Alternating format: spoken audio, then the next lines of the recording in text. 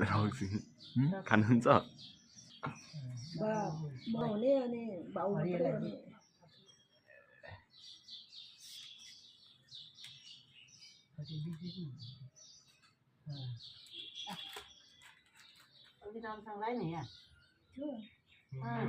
टुक्को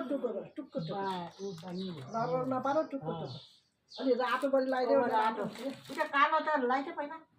कालो जाएर पहिल्यै कालो लाग्यो कालो के निलो पर्पल हो के